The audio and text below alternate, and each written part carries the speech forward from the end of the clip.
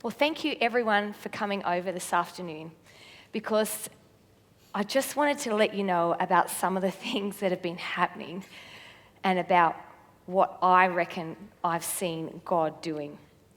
So you might remember a couple of weeks ago, this amazing person was in town and he was doing some teaching at the synagogue. But I'm going to tell you a little bit more about that in a second. Because each week, we go to the temple to worship God. And we love it. In fact, the Sabbath is my favorite day of the week. It's a day we get to rest from our work.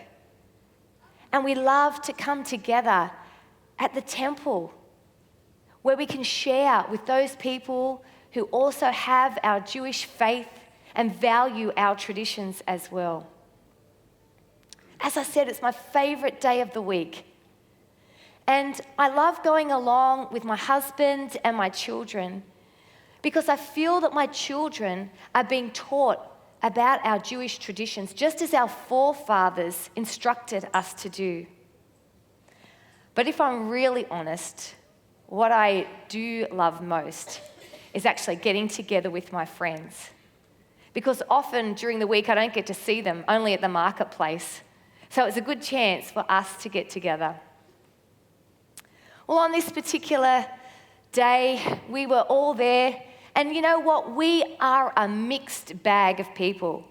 We're from all different walks of life, all sorts of people, all different ages.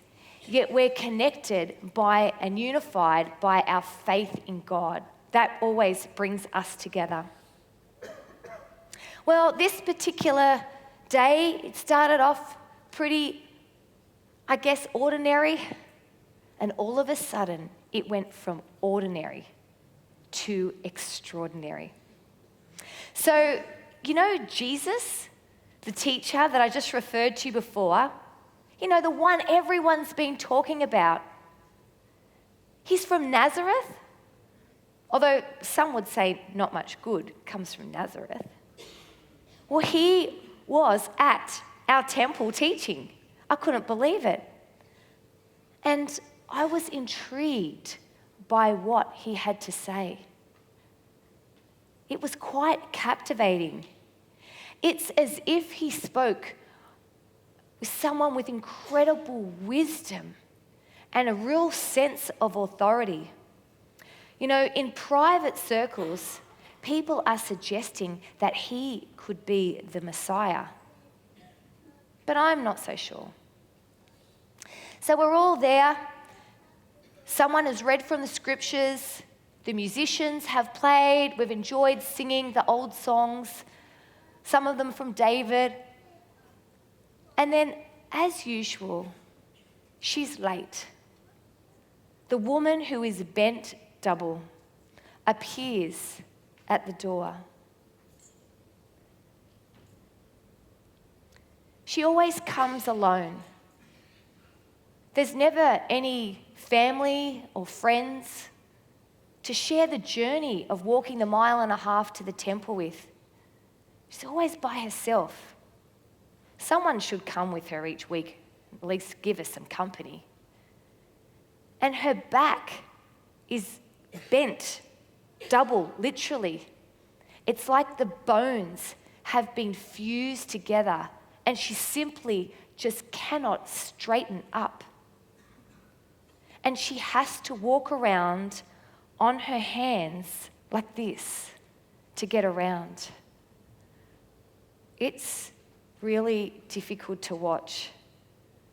And we kind of all just turn away when we see her.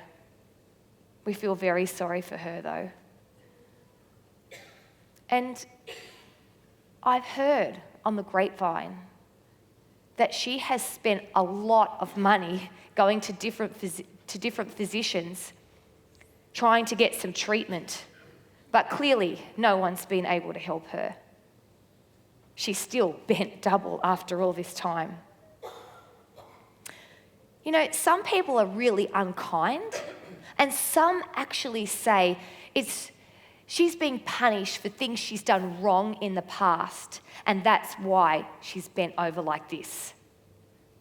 And then other people say, well, actually, she has an evil spirit in her. But I don't think so. Because when I've caught her eyes, she seems kind and gentle. Certainly nothing like someone filled with an evil spirit. Not like that guy called Legion. Nothing like him at all. I just think she's just unlucky. She has this physical condition, kind of like how one of my sons basically can hardly see. It's kind of like that in some ways. And I'm probably ashamed to tell you today that I've actually never spoken to her. I've also been coming along to the temple here for maybe 20 years. And for 18 of those, she has been bent double like this. She wasn't always like this. I've never, ever spoken to her. In fact, I don't even know her name. But I cannot believe how faithful she is.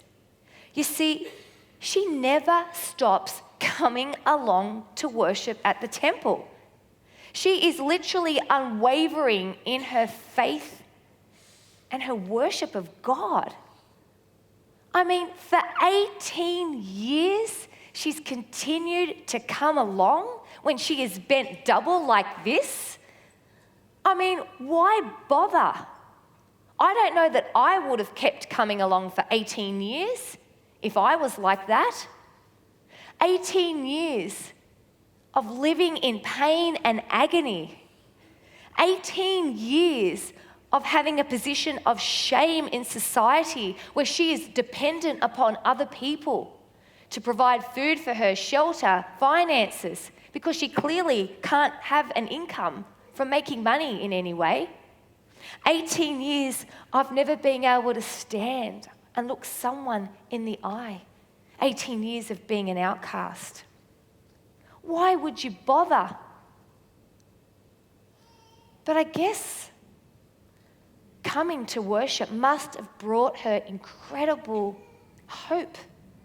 Hope that the God that she's worshipping, that I worship, that I follow, would see her prayers, would see her in her condition and restore her.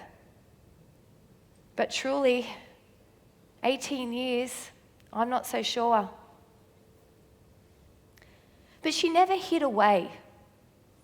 And you know what? I never saw her become bitter or resentful or nasty or mean or with any kind of bad attitude, not like my mother-in-law. That never seemed to happen to her. So although she never hid away on the outskirts to a certain degree, she was completely and utterly ignored. But this day, she was not ignored. So Jesus was here in our temple. He was teaching. We were intrigued by what he had to say. And the lady who is bent double appears at the back of the temple, looking to see where she should place herself, trying not to draw attention to herself. And Jesus stops mid-sentence, and his eyes gaze upon the woman who is bent double, and he is clearly distressed by her condition. And he doesn't seem at all bothered that he has been interrupted in his teaching mid-sentence, not like our regular rabbi who gives me a death stare anytime one of my kids makes a noise. But for Jesus, it's different. And then he did something that I just did not like at all. He called out to the woman and asked her to come to the front of the temple. Why would he do that? Why would he call her out and publicly expose her and draw attention to her? I mean, she doesn't want to be seen. And here Jesus is saying, come on out the front by yourself so everyone can gawk at you. I mean, really, shouldn't Jesus go to her? How dare he do that? But she starts to make her way down the front. And with silent eyes, we all watch as her cruelly warped body struggles down right to the front of the temple. We are literally silent. Even the babies are not making a sound. We cannot believe what's just happened and what might be happening right now. But let me tell you, it is amazing. She makes her way down the front. And then Jesus kneels down to her level and looks her directly in the eye. Let me tell you, it is a look of the purest love and compassion that I have ever seen. And he says to her with a smile, as she gazes up at him, hope in her eyes, fear perhaps. And he says to her, woman, you are healed of your sickness. And then the most amazing thing happens. She literally stands up. Her back is straight. It's as if she was never bent double. She couldn't believe it. She's bending in all sorts of unusual ways. She couldn't believe what had happened. Let me tell you, the temple is still silent. We are stunned. We are shocked. Our mouths are hanging open and our eyes are like darting around the room at each other saying, did we actually just see this? Did this really just happen? Did we just witness a miracle? Because although we were silent, the woman who was bent double was not silent. She could not believe what had happened, this transformation. And she began leaping around the front of the temple. She began offering praise and thanks to God. She was heaping it completely on Jesus over and over again. And really, who could blame her? And it just kind of started this spontaneous response from the rest of us. The musicians got on their instruments and broke out into song, and all the kids ran down to the front and started touching her. They couldn't believe that she had miraculously been healed. We all came out from our seats and we all gathered round Jesus and the woman, and we gave thanks and praise to God for what he had done in that minute. The woman who had been bent double for 18 years could now straighten up. Oh, it was amazing. My heart still beats so quickly when I think about it. And one of the reasons I wanted to have you all at my place this afternoon was because I wanted to tell you how this miracle that I witnessed has impacted me. I've been thinking about this woman's faithfulness and how for 18 years she kept coming along to the temple. And I guess her faith in God made her convinced that it was God who was the source of her healing that day. And it was God's power at work in Jesus that brought that healing to her life. Praise God. And then I was wondering about why Jesus called her out in front of everyone, because let me tell you, it really troubled me that he did that. And I guess what Jesus did that day was he wanted to make sure that the woman who was bent double was restored publicly, because public restoration was going to equal public inclusion in the community. Oh, Jesus, he was so strategic. You see, he wasn't just concerned about her physical well-being. He wanted to bring healing to her socially as well. What a future this woman suddenly had before her. A life relegated to the fringes and to the sidelines. No hope for the future. All the dreams that she might have had for her life were never going to be realized, and now they potentially could be. Her mind was just blown away with what God could do. Oh, it was amazing.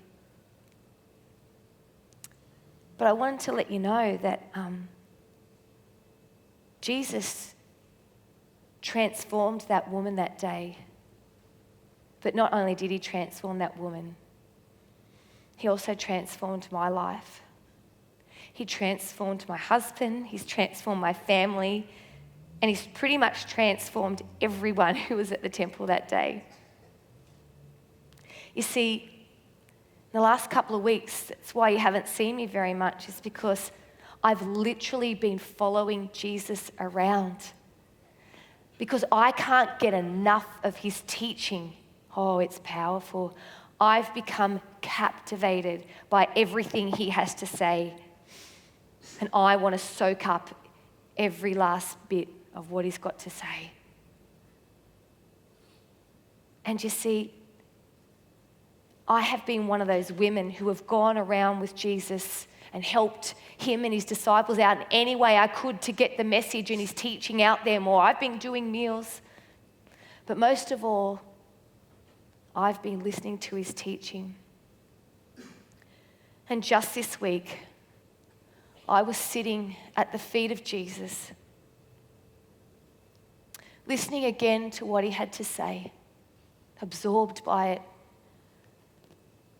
And I said to Jesus, you know, remember that woman that was bent double the other day that you healed? And I said, you know, I'm going to need you to bring that healing to my life as well, because I am also bent.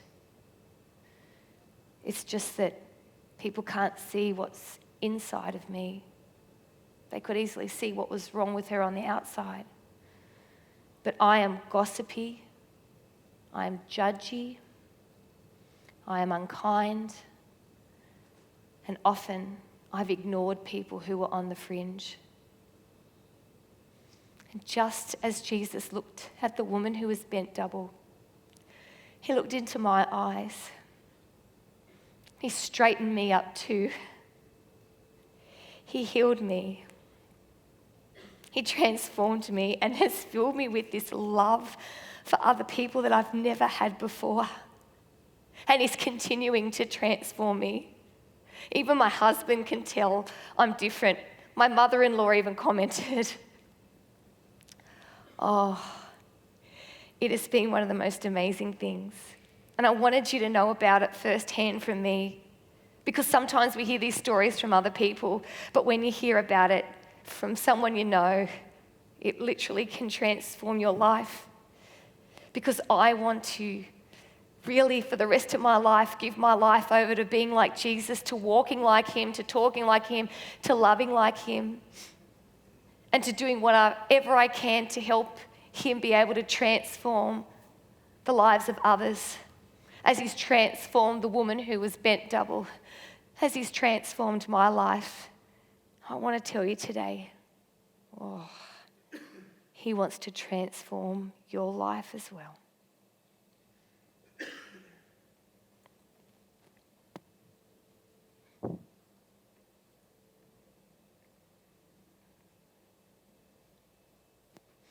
In a science fiction trilogy by C.S. Lewis, the hero in the story is trying to settle upon a word to describe sin. And in the end, he settles on the word bent. Bent meaning misshapen, not for God's or its intended purpose. Not fulfilling everything it could be because it's out of shape. I want to tell you today, and you know this in yourself, every single one of us in this room is bent. We are all a little out of shape and not always fulfilling the intended purpose that God has for each of us. Perhaps some of you are walking around with your head down, like the woman who was bent double, ashamed, disappointed, and you feel unable to straighten your back because you're so weighed over by perhaps sin in your life or shame or circumstances that have presented themselves to you. Well, I want to say to you, if that's you today, Jesus wants to straighten you up. Or perhaps you've been praying prayers of desperation for 18 years and you're almost at the point of wanting to give up.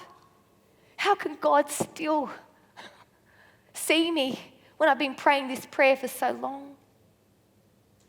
Well, let me tell you, the story of the woman who was bent double tells us God sees our prayers. He sees us when we're desperate, and He's longing to straighten us up and to restore us. Or perhaps